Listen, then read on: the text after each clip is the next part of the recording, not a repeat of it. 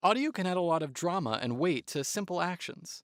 To show that, today we're going to explore ways to match sounds to animation in Alice. If we take a look here,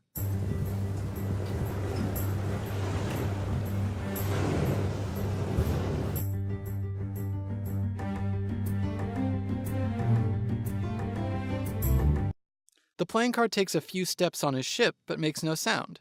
So let's add some footstep audio to this world. First, we need to find the audio files we'll be using.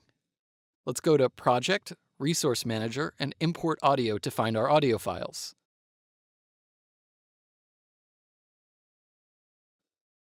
Let's import two footsteps sound, one for the left foot and one for the right.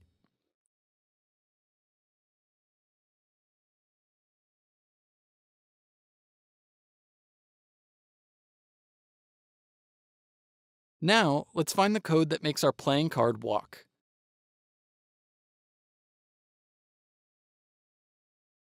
Here it is. By far not a perfect walk cycle, but it'll do.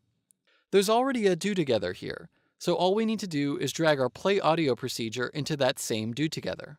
I'll match the first animation to the left footstep sound, and the second one to the right footstep.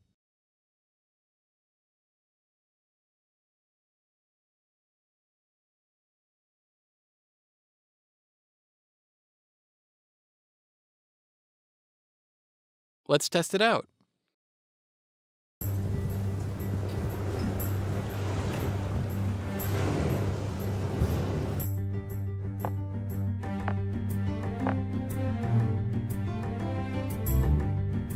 This sounds good to me, but if we're perfectionists, we can make this even better. There are two ways to adjust audio duration. The first is to take a very short piece of audio and match it to a longer animation, and the second is to take a longer piece of audio and match it to a shorter animation. In this case, we're trying to do the first.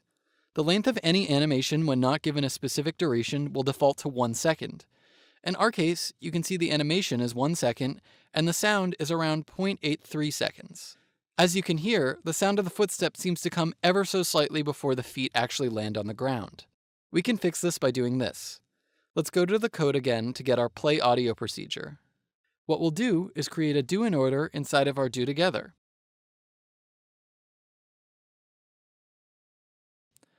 Above the play audio, we'll add a delay of 0.3. This offsets the audio by 0.3 seconds after the animation starts.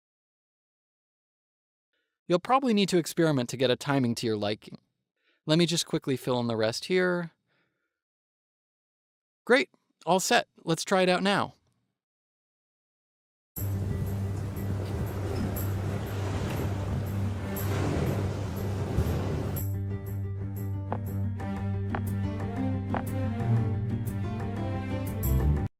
I think this works a lot better.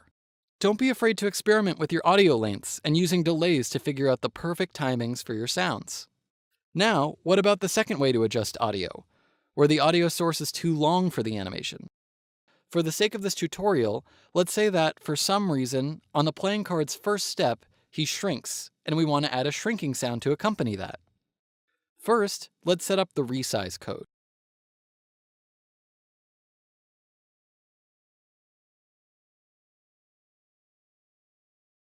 Now, let's import a shrinking sound.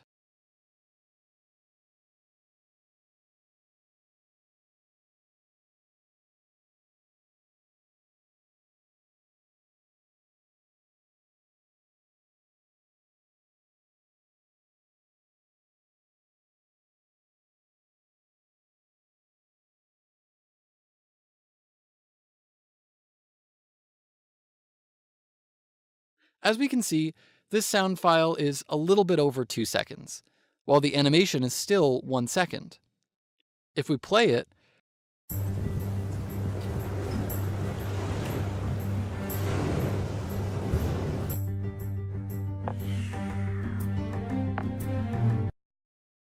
the card stops awkwardly for a second before continuing to the next line of code.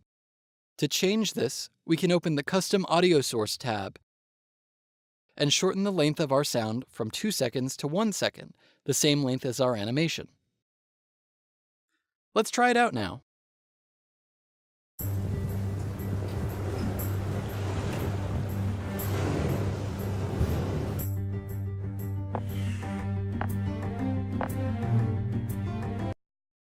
Yeah, this works pretty well.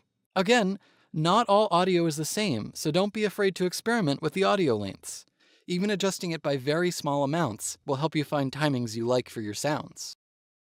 You can also do the converse procedure. Let's say you really like a sound and don't want to shorten it, but instead keep it at its original length. Still, you want it to fit your animation. First, let's set our shrinking sound to its original length of 2 seconds. Next, in the surrounding procedures, let's set the duration of each in Add Detail Duration to the same time as our sound. I'll do this kind of quickly.